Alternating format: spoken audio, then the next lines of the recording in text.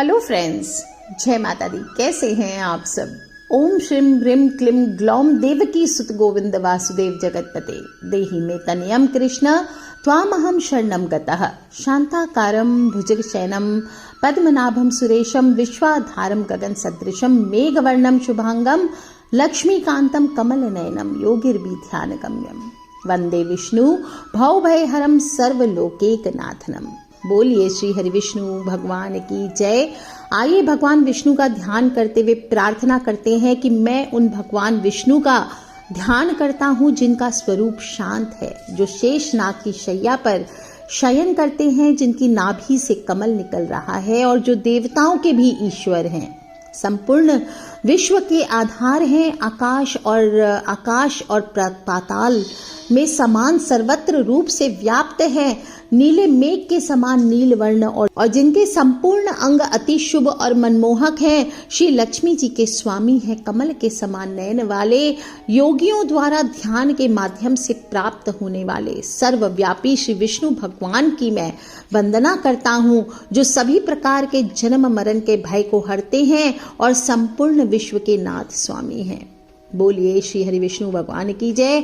दोस्तों, जो लोग भी संतान सुख, बच्चे के अच्छे स्वास्थ्य के लिए, बच्चे के तरक्की के लिए, खुशहाली के लिए, हमारे धर्म में वैसे तो बहुत सारे व्रत उपवास बताए गए हैं और उन्हीं में से एक आता है सावन पुत्रदा एकादशी का व्रत। और सावन पुत्रदा एकादशी का व्रत जो होता है वो पुत्र प्राप्ति की कामना के लिए, संतान प्राप्ति की कामना के लिए भी किया जाता है। और इस बार तो सावन का महीना बहुत ही खास, सबसे पहले बता चुकी हूँ 8 एकादशियां पड़ी टोटल, जिसमें सबसे लास्ट एकादशी है पुत्रदा एकादशी। और संतान सुख की प्राप्ति, वंश की वृद्धि, सांसारिक सुखों की प्राप्ति, धन संपत्ति, श्री की प्राप्ति के लिए इस दिन व्रत उपाय किए जाते हैं।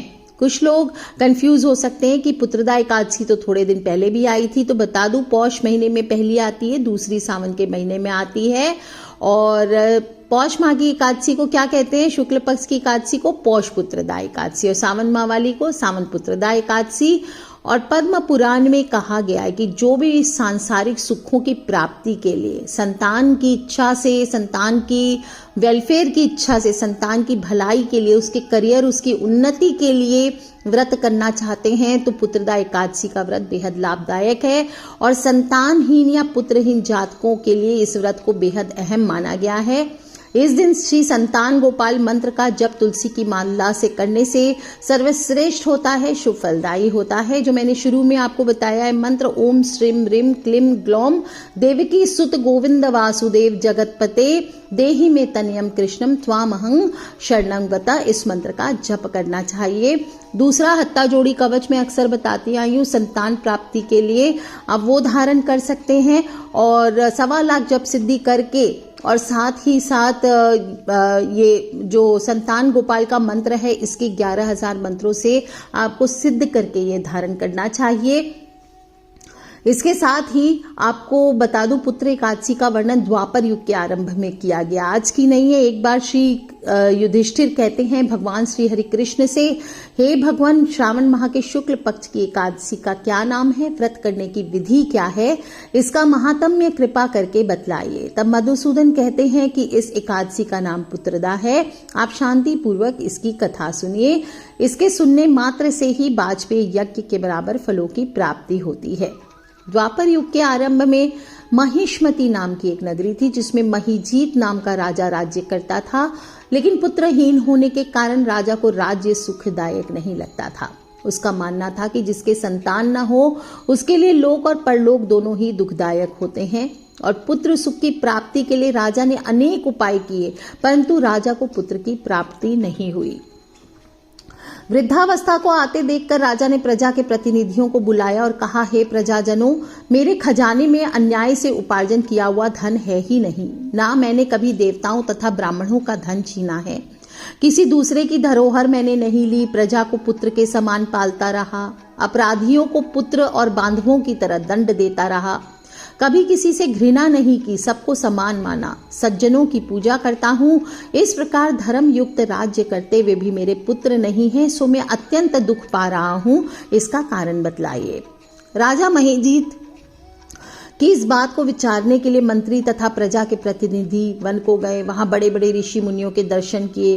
राजा की उत्तम कामना की पूर्ति के लिए किसी श्रेष्ठ तपस्वी मुनि को देखते फिरते रहे। एक बड़ा सा आश्रम मिला। उन्होंने एक अत्यंत वयोवृद्ध धर्म के ज्ञाता, बड़े तपस्वी, परमात्मा में मन लगाए हुए, निराहार, जितेंद्रिय, जितात्मा, जित क्रोध, सनातन धर्म के गूढ़ तत्वों को जानने वाले, समस्त शास्त्रों के ज्ञाता महात्मा लोमेश मुनि को देखा, जिनका कल्प के व्यतीत होने पर एक रोम गिरता था। सबने जाकर ऋषि को प्रणाम किया। उन लोगों को देखकर मुनि ने पूछा, आप लोग किस कारण से आए हैं? निःसंदेह मैं आप लोगों का हित करूंगा। मेरा जन्म केवल दूसरों के उपकार के लिए हुआ है, इसमें संदेह मत करो। लोमेश ऋषि के ऐसे वचन सुनकर सब बोले, हे महर्षि, आप हमारी बात जानने में ब्रह्मा जी से भी अधिक सामर्थ्य हैं, अतः आप हमारे इस संदेह को दूर कीजिए। महिष्मतीपुरी का धर्मात्मा राजा महीजीत प्रजा का पुत्र के समान पालन करता है, फिर भी वह पुत्रहीन होने के कारण दुखी है। और उन लोगों ने आगे कहा कि हम लोग उसकी प्रजा हैं, अतः उसके दुख से हम भी दुखी हैं। आपके दर्शन से हमें पूर्ण विश्वास है कि हमारा यह संकट अवश्य दूर हो जाएगा। महान पुरुषों के दर्शन मात्र से अनेक कष्ट दूर हो जाते हैं। अब आप कृपा करके राजा के पुत्र होने का उपाय बतलाइए। यह वार्ता सुनकर ऋषि ने थोड़ी देर के लिए नेत्र बंद किए और राजा के पूर्व जन्म का वृत्तांत जानकर कहने लगे कि यह राजा पूर्व जन्म में निर्धन वैश्य था और निर्धन होने के कारण इससे कई बुरे कर्म किए। यह एक गांव से दूसरे गांव व्यापार करने जाया करता था और एक समय जेठ माह के शुक्ल पक्ष की द्वादशी के दिन मध्याह्न के समय, जबकि वह 2 दिन से भूखा प्यासा था, एक जलाशय पर जल पीने को गया। उसी स्थान पर एक तत्काल ब्याही हुई प्यासी गौ जल पी रही थी। राजा ने उस प्यासी गाय को जल पीते हुए हटा दिया और स्वयं जल पीने लगा, इसलिए राजा को यह दुख सहना पड़ रहा है। एकादशी के दिन भूखा रहने से वह राजा हुआ और प्यासी गौ को जल पीते हुए हटाने के कारण पुत्र वियोग का दुख सहना पड़ा। ऐसा सुनकर सब लोग कहने लगे कि हे ऋषि, शास्त्रों में पापों का प्रायश्चित भी लिखा है, अतः जिस प्रकार राजा का पाप नष्ट हो जाए आप ऐसा उपाय बतलाइए। लोमेश ऋषि कहते हैं, श्रावण माह के शुक्ल पक्ष की एकादशी को, जिसे पुत्रदा एकादशी कहते हैं, तुम लोग सब व्रत करो, रात्रि को जागरण करो और इससे राजा का यह पूर्व जन्म का पाप अवश्य नष्ट हो जाएगा और राजा को संतान की प्राप्ति अवश्य होगी। लोमेश ऋषि के ऐसे वचन सुनकर मंत्रियों सहित सारी प्रजा नगर को लौट आई और जब श्रावण माह के शुक्ल पक्ष की एकादशी आई तो ऋषि की आज्ञा अनुसार सबने पुत्रदा एकादशी का व्रत किया, जागरण किया और इसके पश्चात द्वादशी के दिन इस व्रत के पुण्य का फल राजा को दे दिया। इस पुण्य के प्रभाव से रानी ने गर्भ धारण किया और प्रसव काल समाप्त होने पर उसे एक बड़ा तेजस्वी पुत्र उत्पन्न हुआ। इसलिए हे राजन, इस श्रावण माह के शुक्ल पक्ष की एकादशी का नाम पुत्रदा पड़ा और संतान सुख की इच्छा करने वाले को इस व्रत को अवश्य करना चाहिए। जो भी संतान पक्ष की अच्छाई के लिए व्रत करना चाहते हैं, उन्नति के लिए, उनके सक्सेस के लिए करना चाहते हैं, उन्हें भी अवश्य इस व्रत को करना चाहिए। और जो ये व्रत का महात्म्य मैंने सुनाया है, इसको सुनने से, दूसरों को सुनाने से मनुष्य सब पापों से मुक्त हो जाता है। इस लोक में संतान सुख भोग कर परलोक में स्वर्ग को जाता है। तो बोलिए श्री हरि विष्णु भगवान की जय। कथा मैंने आपको सुनाई है, सभी को आप शेयर करके जरूर सुनाएं। सावन माह के शुक्ल पक्ष की एकादशी तिथि 26 अगस्त की देर रात को 12:08 से प्रारंभ हो रही है, जो कि 27 अगस्त की रात को 9:32 पर समाप्त होगी। इसलिए उदय तिथि के हिसाब से और ऐसे भी मध्य रात्रि को आ रही है एकादशी तिथि 26 तारीख को, तो 27 अगस्त रविवार के दिन ही एकादशी व्रत रखा जाएगा। जो लोग भी पूजा करना चाहते हैं वो 27 अगस्त को सुबह से आरंभ करें और इस दिन सर्वार्थ सिद्धि योग भी है। सुबह 5:56 से सुबह 7:16 तक रहने वाला है और इस अवधि में अगर आप पूजा कर सके तो विष्णु भगवान की शुभ फलों की प्राप्ति होगी। मंत्र जप करें जो संतान प्राप्ति के लिए चाहते हैं और आज से शुरू करके अगले 5 दिनों तक, पूर्णिमा तक आपको साधना करके हत्ता जोड़ी कवच सिद्ध करना चाहिए और नहीं तो किसी प्रॉपर ज्योतिष से सिद्ध की हुई हत्ता जोड़ी कवच आप अपने कमर पे बांधे, ये आपके लिए चमत्कारी होगा। अगर आप संतान की उन्नति के लिए, उसके विवाह के लिए, उसके करियर के लिए करना चाहते हैं तो उसे ये हत्ता जोड़ी कवच आपको आज के दिन सिद्ध करा करके पूर्णिमा तिथि तक 5 रात्रि तक आपको ये धारण कराना चाहिए। सावन पुत्रदा एकादशी व्रत जो लोग करेंगे वो लोग सभी लोग पारण 28 अगस्त को करेंगे, सुबह 5:57 से सुबह 8:31 तक। जो लोग पूजा करना चाहते हैं या उपाय करना चाहते हैं आगे विधि बता दे। और हल्का भोजन करते हुए, ब्रह्मचर्य का पालन करते हुए आपको रात्रि में शयन करना चाहिए। ओम नमो भगवते वासुदेवाय, ओम नमो नारायणाय, ऐसा जप करते हुए, विष्णु भगवान का ध्यान करते हुए आप सोएं। सुबह जल्दी उठें, एकादशी के दिन जल्दी उठें। सबसे पहले अपने वॉशरूम वगैरह जा करके आप सबसे पहले अपने घर के मुख्य द्वार की साफ सफाई करें। सुंदर से हल्दी के जल आदि का छिड़काव कीजिए, अपने घर को साफ कीजिए और इसके बाद आपको स्नान करना चाहिए। ब्रश नहीं करना चाहिए, उंगलियों से हो सके तो आपको उंगली से ब्रश करना चाहिए। और दातुन आदि जो लोग भी करते हैं उन्हें ऐसे दातुन आज के दिन तोड़ करके नहीं करना चाहिए। पत्ते जो होते हैं अमरूद आदि के, वो अगर गिरे हुए मिले तो उससे आपको चबा करके कंठ आप साफ कर सकते हैं। स्नान करें तीर्थों में, गंगा जी का पानी बहुत ऊपर है तो सावधानी पूर्वक करें।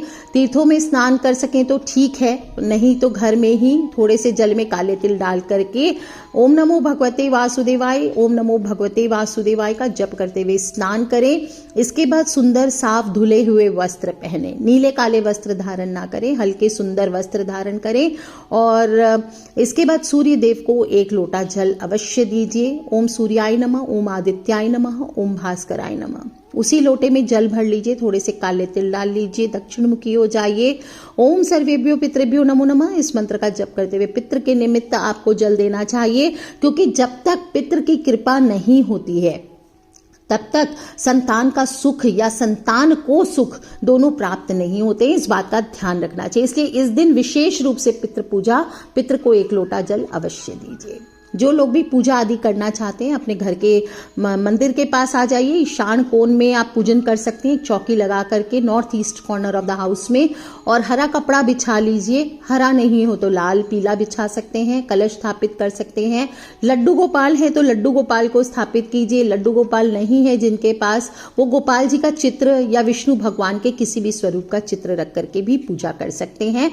जो लोग भी अभिषेक आदि करना चाहते हैं, आज के दिन कांसे का लोटा अगर है या कांसे का गिलास है तो उससे आपको आज के दिन अभिषेक करना चाहिए। और गाय के घी का दीपक कीजिए, चंदन का धूप कीजिए, चंदन का ही इत्र चढ़ाइए। मनोकामना बोलते हुए आज के दिन चंदन का इत्र हमेशा रखा करें, प्योर चंदन का इत्र अपने पास, और उसे भगवान को चढ़ा के नाभि पर लगाने से बहुत सारे फायदे होते हैं। किसी वीडियो में आपको डिटेल बताऊंगी। और सफेद पुष्पों से भगवान का श्रृंगार करें। गोरोचन है तो गोरोचन, नहीं तो चंदन से तिलक कीजिए। तुलसी पत्र अवश्य अर्पित कीजिए और मखाने की खीर का भोग लगाइए। 1 पीपल का पत्ता लेना है आपको, वो अवश्य चढ़ाना है। 1 मौसम्बी चढ़ाइए। और अगर संतान आपकी बहुत ज्यादा दुखी है तो आज भगवान की फोटो के सामने अपनी एक संतान की फोटो रख लीजिए और मोर पंख उस पर चिपका दीजिए। और वो चिपका करके बाल गोपाल पर, छोटी पासपोर्ट साइज फोटो है तो मोरपंख चिपका करके आप लड्डू गोपाल पे इनको चढ़ा दीजिए।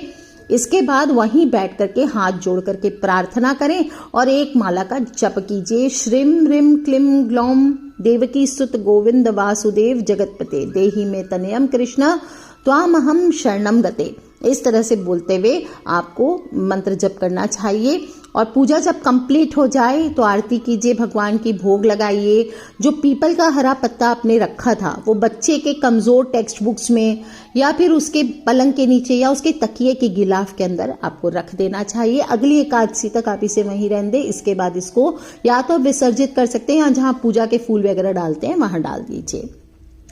जो लोग भी हस्बैंड के लिए करना चाहते हैं, ऐसा नहीं कि सिर्फ संतान के लिए होगा। अगर पति हैं आपके या घर में कोई बिजनेस है उसमें सफलता चाहिए तो भी इस पत्ते को आप दुकान का गल्ला, ये जो भी आपकी बिजनेस प्लेस है वहां पर इसकी बंदरवार लगा करके आप टांग सकते हैं। अपने घर के मुख्य द्वार पर बंदरवार बना के टांग सकते हैं। और या फिर जो भी वर्क प्लेस है वहां पर इस पत्ते को आप तिजोरी में रखा सकते हैं। और पूरे दिन आपको धीरे धीरे मन में ओम क्लीम कृष्णाय नमः, ओम क्लीम कृष्णाय नमः इस प्रकार से मंत्र जप करना चाहिए। जो मौसम्बी है उसको लेकर के आपको बच्चे को काट करके खिला देना है। या फिर बच्चा अगर मौसम्बी नहीं खाना चाहता है तो उसका जूस निकाल करके उसको दे सकते हैं। या फिर अगर वो भी पॉसिबल नहीं है तो उसके सिर से घुमा करके और बच्चा अगर आपसे दूर है, लेट्स सपोज अब्रॉड में है या कहीं है, आप उसकी खुशहाली के लिए करना चाहते हैं तो उसकी फोटो पर से इस मौसम्बी को वार के किसी गरीब बच्चे को खिला देना चाहिए।